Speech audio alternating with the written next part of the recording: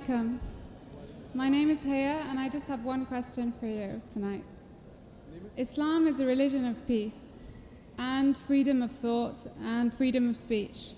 So why in the Quran does it say that if a Muslim who is born a Muslim should be punished by death if he chooses not to follow the religion anymore?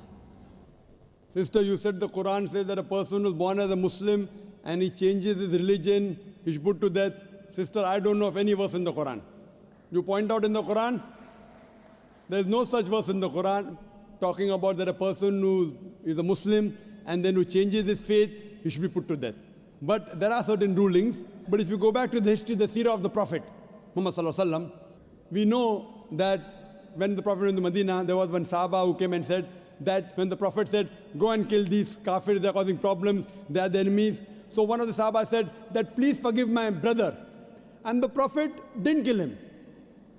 And later on that person accepted Islam. So it's not a general rule that any person who's a Muslim who becomes a murtad, he has to be put to death.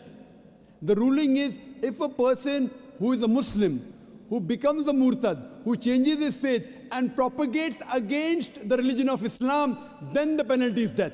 And this is in most of the countries. For example, if in the country of India, there is a citizen of India who shares the secret prints of the Indian army with the enemy, the Indian law will say he should be put to death or life imprisonment. This is the same law in America, same in UK for apostasy.